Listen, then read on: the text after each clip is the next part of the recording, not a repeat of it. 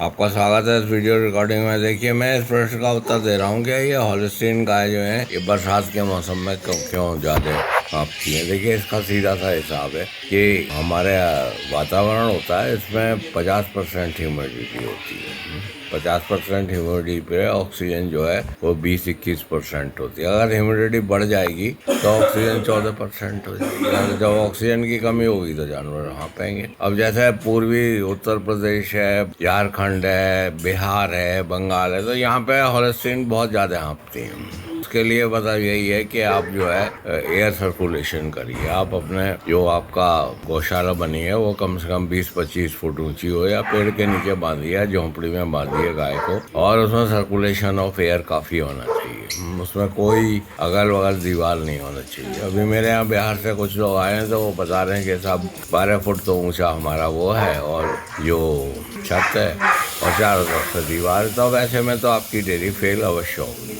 अब राजस्थान में देखिए, राजस्थान में 18% वो होती है, 18%, 20% ह्यूमिडिटी। ह्यूमिडिटी अपने क्षेत्र की आप देख सकते हैं, तो ह्यूमिडिटी का इसका विशेष वो है। जहाँ ह्यूमिडिटी कम है वहाँ पे मतलब फॉगर आप लगा सकते हैं, जहाँ ह्यूमिडिटी ज़्यादा है वहाँ वेंटिलेशन आपको करना पड़ेगा। और फिर दूसरी बात यह है कि जो ब्याई हुई गाय होती हैं उन पर स्ट्रेस बहुत ज़्यादा होता है, तो आप कोशिश ये करिए कि गर्मी में आपकी गाय ना ब्याएं। और वो ज़्यादा दूध देने वाली गाय हैं जो 14 लीटर 15 लीटर से ज़्यादा देती हैं, उनमें हाँफने की वो दिशा ज़्यादा होती है। जिन पशुओं को फुट एंड माउथ हो जाता है, लंपी हो जाती है, वो भी हाँफ, जिनकी इम्यूनिटी कम होती है, जिनमें हीमोग्लोबिन कम होता है, जिनमें ब्लड प्रोड्यूस कम होते हैं, तो जिसमें ब्लड प्रोड्यूसन ज़्यादा होंगे वो गाय हाँपेगी। तो वैसे मैं हाँपने के लिए ये है कि आप बार बार उनको नहलाइए, उसमें फॉगर मत लगाइए, स्प्रिंकलर लगाइए। हॉलिस्टीन के बारे में बता रहा हूँ, और पोटेशियम आयोडाइड आप दे सकते हैं उसको, पर उसका वेंटिलेशन बहुत ज़रूरी है। प्रति पशु जो है वो 100 स्क्वायर फीट होना चाहिए, और उसका उसमें एग्जॉस्ट जरूर लगाना चाहिए जिससे एयर का सर्कुलेशन हो। ये गाय जो है वो काफ़ी मीथेन निकालती है, 500 लीटर मीथेन हॉलिस्टीन जो है डेली निकालती है। फिर उससे गर्मी होती है तो दिक्कत हो जाती है। इसमें एक सबसे बड़ी समस्या ये भी है कि इसका बुखार 104, 105 तक नोट किया जाता है, और ऐसे में अगर कोई एंटीबायोटिक लगा देगा तो उसमें आपको काफ़ी नुकसान होगा। अब ये विशेष रूप से मैं यहाँ ट्रेनिंग सेंटर चलाता हूँ अपना, तो लोग कहते हैं कि आप बहुत सारे स्टूडेंट को एक साथ क्यों नहीं बुला लेते। नहीं, मैं 2-3 ही स्टूडेंट को बुलाते हैं। मेरे यहाँ अरुणाचल से भी आते हैं, कश्मीर से भी आते हैं, महाराष्ट्र से भी आते हैं, और बिहार से भी आते हैं, झारखंड से भी आते हैं। तो हर जगह का एक विशेष वो होता है। जैसे बंगाल है तो वहाँ में यही जो 10% भी नहीं होती। बंगाल है, वहाँ पे दूध ज़्यादा नहीं पीते हैं, वहाँ पे जो है मुश्किल से 200 ग्राम पीते हैं। नागालैंड में 50 ग्राम दूध रोज पीते हैं। पंजाब है, उसमें जो है वो बहुत दूध पीते हैं, 1.5 लीटर दूध चाहिए उनको।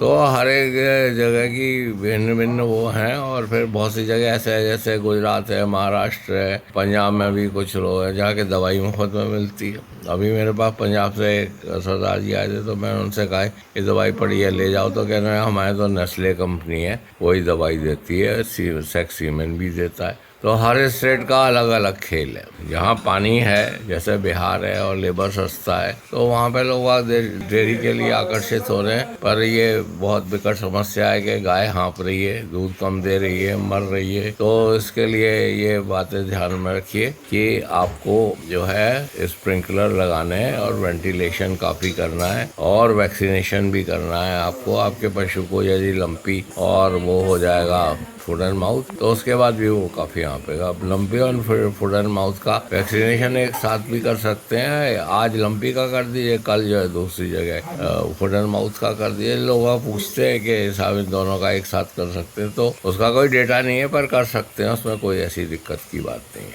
और ब्लड प्रोड्यूसन को देखिए, हीमोग्लोबिन को चेक कराते रहिए। हीमोग्लोबिन कम है तो आप हिम्मत दीजिए। उससे धन्यवाद। आपने सुना, मैं प्रोफेसर सैया हूँ। मेरा यहाँ उत्तराखंड में ये ट्रेनिंग सेंटर है गायों से रिलेटेड। मैं ज़्यादातर ये बताता हूँ कि डेयरी क्यों फेल होती है। इसमें आप इंटरेस्टेड हैं ऑनलाइन या ऑफलाइन, तो आप संपर्क कर सकते हैं। हमारा टेलीफोन नंबर ट्रेनिंग के लिए जो है 7979848332 है। आप कभी भी संपर्क करिए। धन्यवाद।